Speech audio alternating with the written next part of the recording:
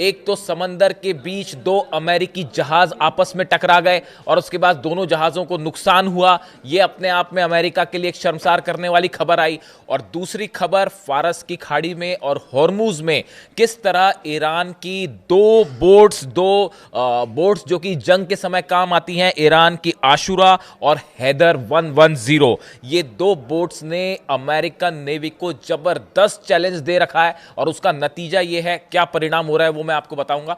पहली बात करते हैं अमेरिकी जहाज आपस में टकराए कैसे। देखिए, ये मामला कैरेबियन सी का है, ईरान से काफी दूर है, कैरेबियन सी का है, लेकिन इसका कनेक्शन भी ईरान से जुड़ रहा है। कैसे जुड़ रहा है वो मैं आपको बताऊंगा। पहले हम ये बताएं कि ये हादसा हुआ कैसे। देखिए, डिफेंस डिस्ट्रॉयर है यूएसएस ट्रेक्सटन। ये अमेरिका का एक डिस्ट्रॉयर है जो कि कैरेबियन सी में अपॉइंट था। और ऐसी भी खबरें हैं कि इसको उस ग्रुप में भी शामिल किया जा सकता था या शायद उसमें शामिल किया जाना था जो ईरान के करीब भेजे जा रहे हैं। यानी ईरान, देखिए, एक तो अमेरिका ने ये अनाउंस कर रखा है, डोनाल्ड ट्रंप ने, कि एक और एयरक्राफ्ट कैरियर आएगा। और ऐसा जो अंदेशा है कि यूएसएस गेराल्ड आर फोर्ड जो है ये ज्वाइन करने वाला है अब्राहम लिंकन को। यानी एक सिर्फ अब्राहम लिंकन कुछ नहीं कर पाया, अमेरिका ईरान का कुछ नहीं बिगाड़ सकता, तो अब दूसरा भेजने की भी जरूरत पड़ गई है। ये अपने आप में बताने के लिए काफी है कि ईरान की नेवी क्या टक्कर दे रही है। ठीक है, तो अब ये जो डिस्ट्रॉयर है यूएसएस ट्रेक्सटन, ये समंदर में चल रहा था कैरेबियन सी में। और इसी बीच जो सप्लाई एक जहाज है, इसका नाम था यूएसएनएस सप्लाई, उसका नाम ही है यूएसएनएस सप्लाई। समंदर के बीच इस डिस्ट्रॉयर पे तेल रिफ्यूलिंग का काम हो रहा था, तेल भरा जा रहा था। देखिए, समंदर में और आसमान में अमेरिकी जेट्स सब तरफ हैं और वो रिफ्यूलिंग के काम होते हैं। लंबी जब दूरी जानी होती है तो बीच में रिफ्यूलिंग कर रहा था। इसी दौरान कुछ बैलेंस बिगड़ा या जो भी मिस कम्युनिकेशन हुआ और दोनों जहाज आपस में टकरा गए। दोनों जहाज़ों को खासा नुकसान भी हुआ और कई लोग उसमें जो नौसैनिक सवार थे वो कई घायल भी हुए, जो अस्पताल में भर्ती हैं, उनका इलाज चल रहा है। अब ये खबर जैसी ही ब्रेक हुई कई जगह की समंदर में जो है अमेरिका के दो जहाज टकरा गए हैं।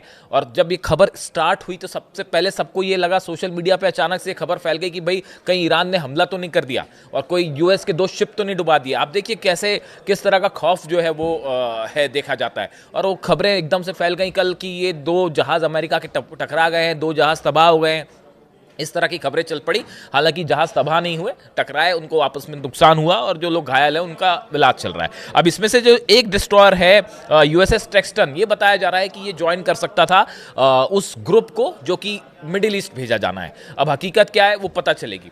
लेकिन देखिए, ये जो कैरेबियन सी है, ये खबर इंपॉर्टेंट इसलिए है, ये कैरेबियन सी का जो इलाका है, यहीं से अभी हाल ही में अमेरिकन नेवी के जहाज़ों ने रशिया के एक ऑयल टैंकर को फॉलो किया। उस पर पनामा का फ्लैग लगा हुआ था, लेकिन ऑयल उसमें रशिया का बताया जा रहा था, ऐसा शक था अमेरिकन नेवी को। अब वो कैरेबियन सी से उसको फॉलो करते रहे और फॉलो करते करते वो इंडियन ओशन में आए, फिर उस पर कब्जा करने की कोशिश की, लेकिन तब तक वो तेल गायब हो चुका था। तो ये अपने आप में एक बड़ा झटका था अमेरिकन नेवी को कि भाई इतनी दूर से फॉलो करते हुए आए, लेकिन रशियन तेल जो है वो पहले ही गायब हो गया या उसमें तेल था ही नहीं।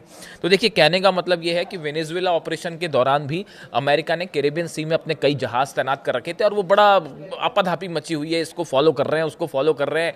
उस चक्कर में जो है अल्टीमेटली ये दो जहाज आपस में टकरा गए। ये बात हो गई कि अमेरिकी जो जहाज टकराए उसकी। अब देखिए, दूसरी बात करते हैं हम फारस की खाड़ी में और हॉर्मूज में। कैसे स्ट्रेट ऑफ हॉर्मूज में ईरान की दो बोट्स, खास तौर पर अगर हम बात करें ईरान की आशुरा और ईरान की हैदर 110, ये दो बोट्स ने किस तरह पूरी अमेरिकन नेवी को बड़ा चैलेंज दे रखा है। देखिए, ये पहले हम इसकी बात करें, फिर उस प्लान की बात करेंगे और शायद यही वजह है कि अब तक अमेरिका आखिर हमला क्यों नहीं कर पाया और क्यों दूसरा एयरक्राफ्ट कैरियर जो है वो भेजने की नौबत आ गई है। देखिए, ईरान की जो आशुरा है class boat, Islamic revolutionary guard corps यानी आईआरजीसी की, इसने इस बोट को डेवलप किया है और ये इसका इस्तेमाल करते हैं। ये सबसे तेज और फुर्तीली बोट्स में से एक माना जाता है जो समंदर में कोई भी नेवी इस्तेमाल करती है। इसकी रफ्तार 200 किलोमीटर प्रति घंटा हो जाती है। इसमें एंटी शिप मिसाइल्स हैं और ये रडार पे अपने सिग्नल बंद करके रडार से गायब भी हो जाती है। ये बात हुई आशुरा की। अब बात करते हैं हैदर 110 की। यह एक बेहद आधुनिक अति तेज मिसाइल बोट है जिसे IRGC ने तैयार किया है, और यह भी 200 किलोमीटर प्रति घंटा यानी कम से कम 110 नॉट्स की स्पीड से जो है वो समंदर में चल सकती है, और दुनिया की सबसे फास्ट लड़ाकू बोट्स में से एक मानी जाती है। और इन सब में जो है इस पे भी जो एंटी शिप मिसाइल्स तैनात हैं, और अब ये भी कहा जा रहा है कि ये जो एंटी शिप मिसाइल्स हैं ये कई सारी मिसाइल्स चाइना ने भी प्रोवाइड की है।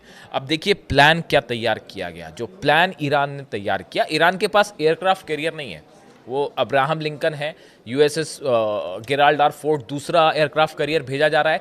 लेकिन जो नौसेना से जुड़े एक्सपर्ट्स बता रहे हैं कि ईरान ने प्लान तैयार किया है कि ये जो आशुरा और हैदर 110 बोट्स हैं, ऐसी करीब 100 से ज़्यादा बोट्स जो है वो हार्मूज में और फारस की खाड़ी में ऑलरेडी उतार दी गई हैं।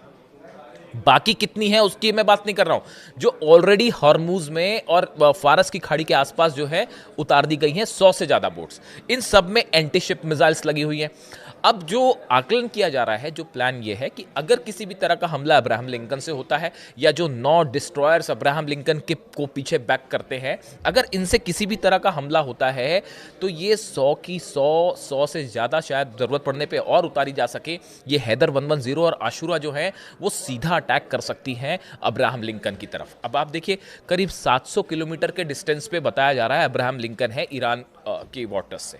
700 किलोमीटर बहुत ज़्यादा डिस्टेंस नहीं है, और ऐसे हालात में अगर 200 किलोमीटर प्रति घंटे की रफ्तार से आप देखिए कि 100 बोट्स एक साथ आगे बढ़ें, सब में एंटी शिप मिसाइल्स हैं और सब एक साथ मिसाइल्स फायर करें, तो बताया जाता है कि ईरान के डिफेंस को उसको अमेरिका के जो डिफेंस हैं उसको रोकना मुश्किल हो जाएगा, और अब्राहम लिंकन को बचाना यहाँ पर मुश्किल हो जाएगा। देखिए ये इस तरह का प्लान पहले भी एक बार आजमाया जा चुका है, जिसमें कई बार जहाज़ों को बड़ा नुकसान देखा गया समंदर में, और इसको एक प्लान खास तौर पे इस प्लान के रूप में जाना जाता है इसको। और देखिए इसके साथ अगर बैक हो जाए ड्रोन्स का भी और मिसाइल्स का भी।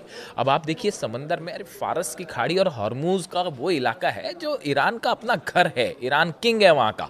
आप वहाँ की एक एक चीज़ चप्पे चप्पे से ईरान वाकिफ है। वहाँ पे जाके उसको हराना जो है वो ऐसा है कि शेर की मान में जाके शेर से लड़ना उससे आसान मुश्किल काम है, मतलब उसी की तरह है वो कि आप जो है शेर की मान में घुसें और उसको चैलेंज करें, उससे लड़ें, मुश्किल हो जाएगी अमेरिका के लिए। अब देखिए इसमें जो है बताया जाता है कि अगर 100 बोट्स से एक साथ हमला होता है, ड्रोन्स अलग हैं, मिसाइल्स अलग हैं, अगर 100 बोट से एक साथ हमला होता है और मिसाइल्स फायर कर दी जाती हैं बैक टू बैक, और उसमें से 90 मान लीजिए मिसाइल्स जो बोट से फायर की गई हैं, 90 मिसाइल्स भी अमेरिका ने रोक दी। चलिए मान लीजिए अब्राहम लिंकन थर्ड और पैट्रियट बड़े पावरफुल है, रोक दिए।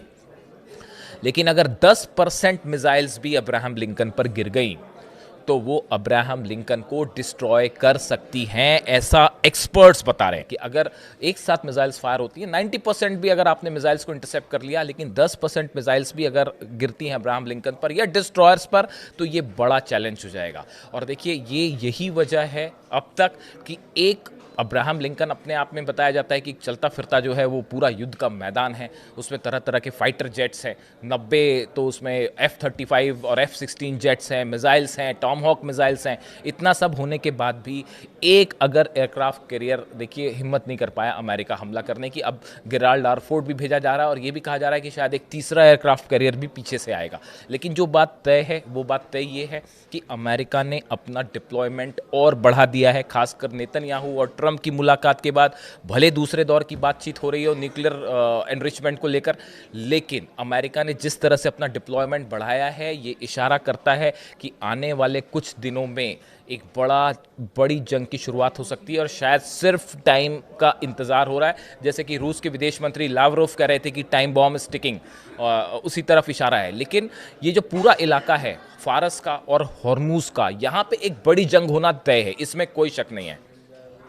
ये बात अमेरिका भी अच्छे से जानता है कि यहाँ ईरान को चैलेंज करना मुश्किल है, और अगर ईरान कभी भी कुछ भी कर सकता है। यही वजह है कि अपने शिप्स को आदेश दिया अमेरिका ने कि यहाँ से जो कमर्शियल शिप्स जा रहे हैं खासकर हॉर्मूज से, वो जो है ईरान की सीमा से, ईरान के वाटर्स से दूर रहें, और अगर किसी तरह का कोई अटैक होता है ईरान की तरफ से या ईरान कोई कैप्चर करता है तो आप उसको किसी तरह का रिटेलिएशन ना करें, उसको प्रोटेस्ट ना करें।